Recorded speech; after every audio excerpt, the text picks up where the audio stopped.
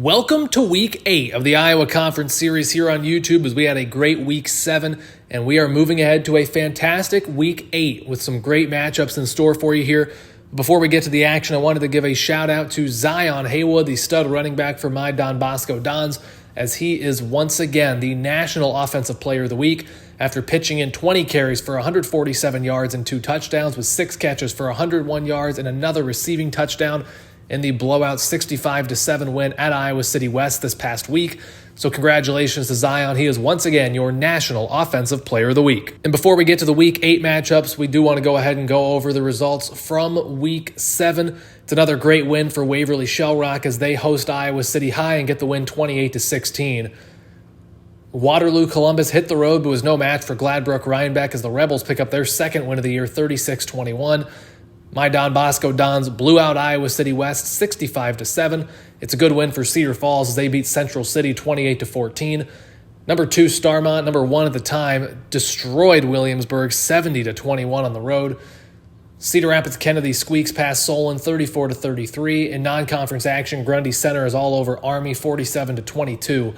And Cedar Rapids Prairie goes on the road and picks up a 2-point win over Waterloo West 35-33. And we have 4 great conference matchups to get to this week, so let's go ahead and get to the field. We'll start off in Iowa City as the Don Bosco Dons take on the Iowa City High Little Hawks. Dons in Iowa City for the second straight week, this time taking on City High, and right out of the gate, it's a big-time run for Zion Haywood. Tries to hurdle him in, it doesn't work out, but it's still a big first down inside the 30.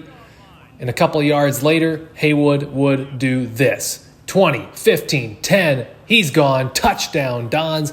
Zion Haywood dives across the goal line. It's another big-time touchdown for Don Bosco's star running back. As they score first, they lead 7-0. Joey Kenton of City High would add in 3 points here on a 24-yard field goal. So the City High Little Hawks do get on the board. They trail 7-3. Haywood trying to get some more offense going, but gets thrown around and he loses the football. It's recovered by City High.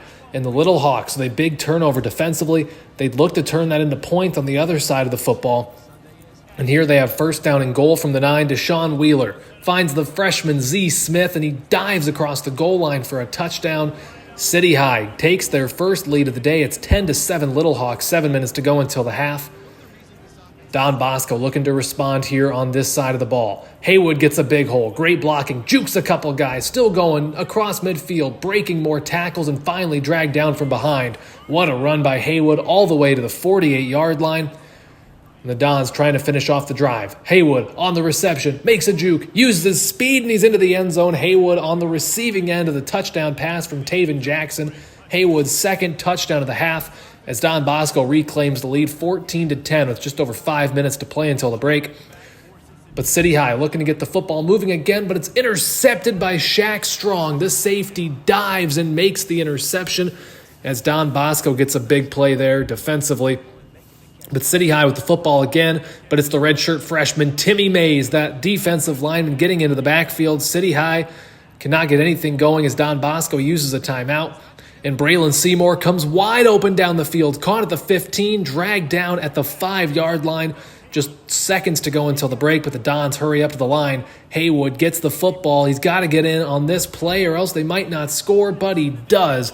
And it's a touchdown for Don Bosco as Zion Haywood scores his 3rd touchdown of the half, and the Dons lead 21-10. Halfway through this one, Don Bosco back on defense now, and a great move by Marcus Kilgo, who gets there and sacks Wheeler.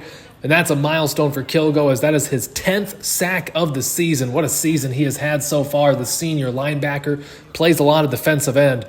City High back with the football now, though. It's a deep shot to the end zone, and it is intercepted. It's the redshirt freshman David Batista, his 2nd career interception, and he returns it all the way out to the 26-yard line. What a great play for that young man, as it's back to Don Bosco. But they couldn't score, and City High now has first and goal once again. Wheeler in the pocket. He finds Smith in the end zone. It's his 2nd touchdown catch of the day. And City High back within a single score, trying to make it a field goal game as they'll go for 2 here.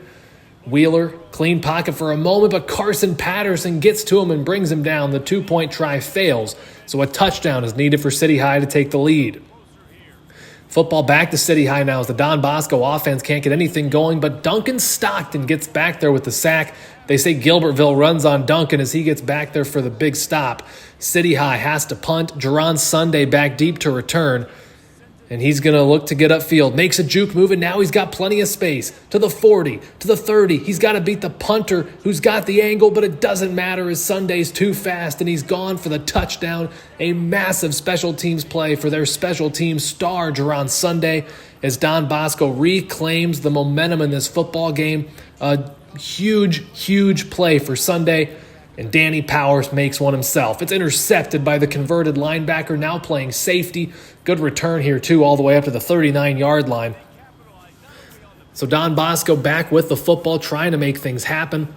And Zion Haywood would get another carry, and he's got a big hole here. Across midfield, goes to the 40, trucks a man, and finally dragged down close to the 30. And with that run, Haywood is over 1,000 yards for the season. What an incredible year he's had. An injury 2 years ago, ended his season 2 games in, only could play half the season last year due to that lingering injury. But he's over 1,000 yards this year, and now he's gone. 28 yards untouched to the house, as that's going to seal the deal for Don Bosco. They go up 35-16 with less than 2 minutes to play in the game. What a day for Haywood once again, which is just becoming the huge for him. That's just what he does. City High still fighting. They're trying to make a play desperately here. It's a deep shot down the field, but it's Mel Wilson Morrell. That is Don Bosco's 4th pick of the day, and that one seals the deal. As Don Bosco takes down Iowa City High 35-16, it's a 2-week stretch in Iowa City for Don Bosco, and they leave with 2 victories. They win again after a week 1 loss. They've won 6 in a row. They're officially bowl eligible as they are 6-1 on the season. Now over to Solon, where it's Waverly-Shell Rock taking on the Solon Spartans, and the Go-Hawks with their patented pop pass, Taylor Hermanson to Josh Wright McGee, 37 yards to the house, and Waverly-Shell Rock strikes first just 3 minutes into the game. They lead 7-0 over the Spartans. And Waverly-Shell Rock, ranked number 22 in the nation, still undefeated at 6-0, trying to make a play defensively. A deep shot down the field into double coverage, and that is a mistake. It's intercepted by the Go-Hawks as they get the football back. Good start for Waverly-Shell Rock so far, up 7-0, as they'll look to continue that momentum.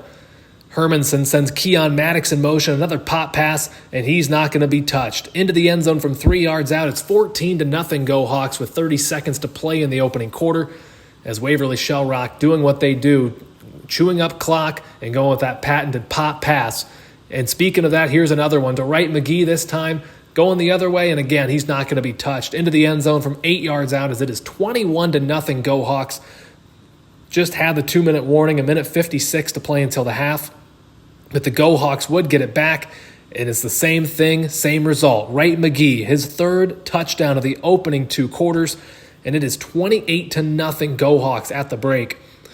Except there is one final play before halftime. I misspoke there. And it's going to be a big play for the Spartans. A massive 67-yard touchdown pass in the last play of the half as the Spartans do get on the board, but it's still a big Waverly-Shell Rock lead at the break, 28-7. Second half now, and it's a give to D.T. Jones Jr., the Waverly-Shell Rock running back, lowers the shoulder, knocks his way through a man, and he's gone. Touchdown, Go-Hawks. Jones goes 21 yards. It's 35-7 Waverly-Shell Rock, as they are all over Solon so far. Spartans desperately trying to get some momentum, and here's a big run for Solon, as that's going to be 75 yards if he can go all the way, which he can. What a run there by the Spartans, as it's a 75-yard touchdown run, but it's still a 3-score game, 35-14. And the Go-Hawks would continue the patented pop pass. Wright McGee, for the 4th time today, has a chance to score. Excellent blocking downfield, and he dives across the goal line as he's hit, but he does score 34 yards from Hermanson to Wright McGee. The extra point was missed, so it's 41-14 Go-Hawks. Now Hermanson looking to pass the traditional way, but the ball is loose. It is picked up by Solon, and now it's a foot race to the end zone for the Spartans defensively. To the 40, 30, nobody else with a chance to get him. That's going to be a defensive touchdown for the Spartans. So credit to Solon. They're still fighting, but still down big, 41-21. And here comes Wright McGee once again. His 5th receiving touchdown of the day. This one from 11 yards out. as that's going to be your ball game. 53-28 is your final score. Waverly-Shell Rock stays unbeaten, and if Starmont can win their game coming up here in just a second, it'll be a battle of unbeatens in Arlington next week. So Waverly-Shell Rock's done their part. Now let's see if Starmont can do theirs. Number 2 ranked Starmont hosting Waterloo East, down early, but Jaron Sunday plunges in from 3 yards out to tie the game at 7 with 1:22 to play in the opening quarter. And Sunday would then give the Stars the lead, a 14-7 Starmont lead after Sunday's 2-yard touchdown run. 4 minutes to go until the break, as Starmont looking to continue to add to their lead before the half. Sunday this time from 5 yards out. It's the Jaron Sunday show so far in Arlington, as it is 21-7 Starmont. 42 seconds is all that's remaining in the first half. Waterloo East does get a touchdown. Starmont looking to extend the lead late, but it's intercepted by the Trojans. A good play there by the Waterloo East linebacker, and that is going to bring us to the half, with Starmont leading, but just by a score over the Trojans, 21-14. Second half now, and if it ain't broke, don't fix it. I believe that's the saying, as Sunday runs 2 yards to the house. Starmont takes a 28-21 lead after East had tied things up. And I bet you can't guess what they're going to do here. That's right back to Sunday. One of the best running backs in the country, and he plunges in again from 2 yards out, as that makes it a 2-score game. 35-21 Stars in the fourth quarter. 35-28 now. East back within a score, but Fitzgerald takes a deep shot to Michael Hilton. It is caught, and that is another touchdown. 65 yards on that one, as it's 42-28 Starmont. But Waterloo East is still fighting. They're going to get it back to a 1-touchdown game with 47 seconds to play. Here comes Jaron Sunday. Great blocking on the outside. He's got room along the edge. The 25-20 finally taken down all the way to the 14-yard line, as East is going to call their first timeout. Fitzgerald in the speed option pitches to Sunday, and he goes in again. That is a 6th touchdown on the day for Jaron Sunday, as East fought hard, give him a lot of credit, but Starmont gets the win 49-35, as we have a Battle of the Unbeaten set up next week at Starmont High School. And now over to Tiger Stadium, under the lights, as Cedar Rapids Kennedy takes on Cedar Falls. And right away out of the gate, Deshaun Wheeler finds Terrence Weeks 46 yards, actually late in the half here, I shouldn't say right out of the gate. But it's a big play for the Tigers, who already led 7-0, now 14-0. Trying to extend that late in the half, but it is intercepted by Kennedy. A big interception, and now a big return past the 40 into Tiger territory, where the Cougars will start at the 46-yard line. A big play there by Kennedy. They are held to a field goal, but from the left hash, that 30-yard kick is good, as Cedar Falls leads the Cougars 14-3 at halftime. Cedar Falls with the football to start the second half, and it's a big gain into Cougar territory. Deshaun Wheeler connects with Terrence Weeks once again. Now play action pass here. Wheeler looking to throw, but he's hit. The ball is loose. It's picked up by the Cougars 40 yards ahead of him. And can anybody catch him? 20, 15, 10, 5, touchdown Kennedy. A big defensive score for the Cougars, as nobody could catch him on that one. Kennedy back within a score, 14-9. But here, Wheeler goes deep to Weeks. He's finally dragged down inside the 5-yard line, but it sets up 1st and goal. And on 2nd and goal, Wheeler looking to the end zone. Gets out of the pocket, nobody to stop him. He could have danced his way into the end zone if he wanted to, as he's in for a 2-yard touchdown run. Tigers take a 21-9 lead with 5:44 to play in the third quarter. Kennedy still fighting on their end, however, as they get a big field goal here, 53-yard kick to make it 21-12. Cedar Falls still with the advantage here. 3 minutes to play in the third quarter. Wheeler trying to find a receiver downfield, gets out of the pocket, takes a shot, but his receiver stops running. The defensive back did not, and it is intercepted by the Cougars, their second pick of the game. They get the football back, held to a field goal try, however, and it is missed wide right. Just a 23-yard kick, but it was pulled to the right, as the score stays 21-12. And Wheeler takes a shot deep downfield to Weeks once again. That's been his go-to target all day long. Here on 2nd and 13, Wheeler again in the pocket. Hit as he throws, but it's caught in the end zone. And guess who? It is Weeks once again. A 25-yard touchdown pass, 29-12. Cedar Falls extends that advantage. Kennedy running out of time, and that's going to seal the deal. It's picked off by the Tigers once again, and Cedar Falls wins again. They're 6-1 with a 29-12 victory. A 4-0 week for the Iowa Conference. As now, before we finish off, let's take an updated look at our standings. Starmont and Waverly-Shell Rock, both 6-0 in the conference. They're 7-0 overall. and they will play next week. That's already been selected as the national game of the week. College game days going to Arlington as the Go Hawks and Stars will meet in a game that is sure to have major implications on the conference championship game and how that all plays out. Don Bosco and Cedar Falls both 4-1 in the conference, 6-1 overall. They will meet not next week, but the week after, in what should also be a very exciting football game. So that's going to do it for this edition of the Iowa Conference Series here on YouTube. We've got another great week of action next week, including a fantastic game between Starmont and Waverly-Shell Rock, and Don Bosco and Cedar Falls both in action in their own games as well. So make sure you come back for that one. You won't want to miss it. Thanks so much for watching, everybody, and we'll see you back here next time.